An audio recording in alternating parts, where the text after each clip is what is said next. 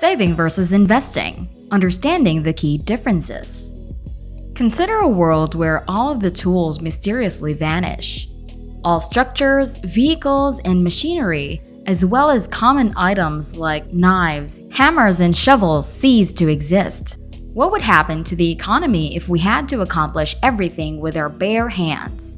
This was the circumstance in which the story's protagonist used to be. A fisherman lived on the secluded island. Perhaps the fisherman is being charitable because in a world without tools, his only option for survival was to jump into the sea and try to capture fish with his bare hands. It was a difficult situation. All of his efforts resulted in him catching only one fish per day, which was just enough to keep him alive. He was sitting on the beach one night completely soaked and his eyes burning from the salt water, thinking about how he could start improving his life. After that, he had a brilliant idea. I could see the fish from above the water and possibly capture more if I could just extend the reach of my hand. He made the decision not to go fishing in the morning. Instead, he would use this day to put his plan into action. He searched the woods for a strong, straight branch, which he managed to break off with great effort. He then spent hours trying to sharpen the point of the stick using a sharp shell he found on the beach. He finally collapsed on the sand that evening, tired from hunger. He didn't eat that day so he could work on his invention, but he was pleased because he imagined himself sitting on a pile of fish caught with it. He named his invention Spear while falling asleep. He grabbed the spear and got to work the next morning, motivated. He was able to catch 2 fish that day since the salty water did not overwhelm his eyes and the pointed end of the spear was more efficient than his hands. Although there was not yet an abundance of fish, the island's economy grew by 100%. More importantly, it provided him with a range of new opportunities. He can now fish every other day and eat his catch from the day before. He might alternatively continue to fish every day as previously, drying the leftover fish and storing it for a rainy day. Another alternative was to use his spare time to put fresh ideas into action, so increasing his productivity. This would increase his fortune while also growing the size of the island's economy. We come to a simple economic promise in this scenario. Self-sacrifice and risk-taking are 2 ways to build wealth.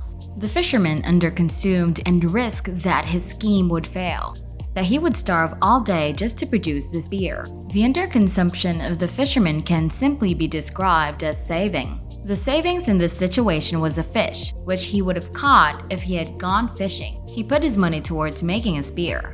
The spear is a valuable item because it is part of his savings, which has no intrinsic value for the fisherman but allows him to obtain what he truly desires. After all, the fisherman isn't looking for a spear, he's looking for the fish. As a result, capital is a portion of his savings that he used to boost his own output. Let us fast forward to our current society to see how this example works in real life.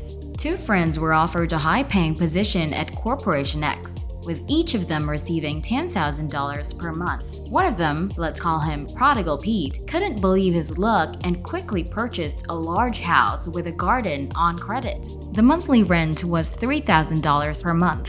He acquired a nice car on loan and paid $2,000 per month for it. Another $2,000 was spent on bills for the apartment, car rental, and hiring a gardener and cleaning lady. Pete spent the remainder of his time dining at fine restaurants and socializing with his pals, who strangely grew in number once he got the new job. He had no money left in his account at the end of the month. Meanwhile, his co-worker Thrifty Tom was familiar with the fisherman's story, which had been passed down through his family for centuries.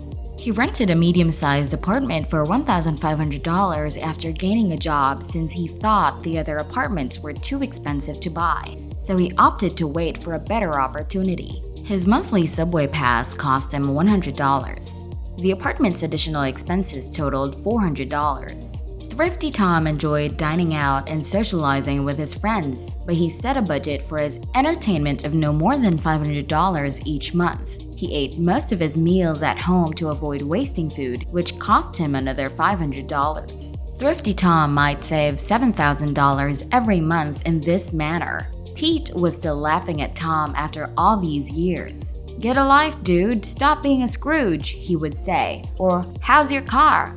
"Oh, sorry, I forgot you're still taking the subway."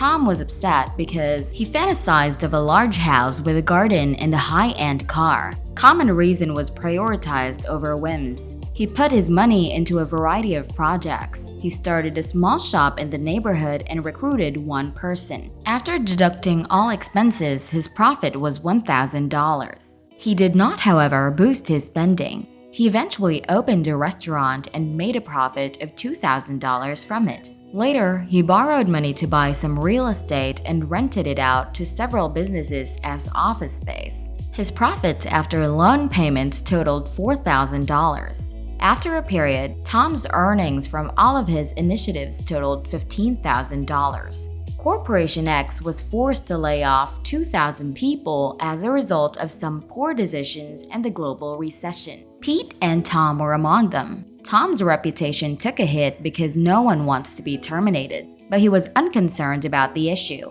He had a monthly income of $15,000 from his investments and a substantial savings account. Pete, for his part, became alarmed. Pete only managed to pay half of the loan that the bank required. Friends invited him out for the first week, but after they realized Pete was having financial difficulties, the invitations faded swiftly. Pete borrowed money from family to get by, but no one would take him in amid the economic downturn, and certainly not for his previous hefty income. Pete eventually chose to sell the house and car because he couldn't afford the monthly payments. The car's value plummeted despite its excellent condition because it was a few years old, and no one wanted to buy it because people were keeping their money because they were unsure about their future. Pete purchased the house during a period of great prosperity and widespread access to low-cost credit, which inflated the property's worth. As a result, the market worth of Pete's home and vehicle turned out to be equivalent to the price of the loans, which Pete still had to settle. He was deeply hurt by the idea that he had been paying the loans for so long and now he had nothing. He had no choice but to sell because he needed money straight soon. Tom called him after a few days and asked him to buy both the car and the house. They conversed as old friends during the transaction. "Listen, my friend, I was just going to take an early retirement and I need someone capable to take care of my business. And I know you were a good specialist," Tom stated, as a man full of empathy. "Let's say I hire you for $3,000 per month." Pete was relieved.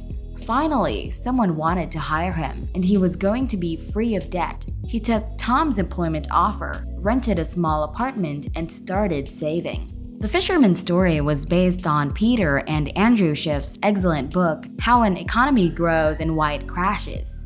We encourage you to read it, and I encourage you to subscribe to our YouTube channel and like this video. If you found this informative, please share it with your friends. Thanks for watching, and we'll see you on the next one.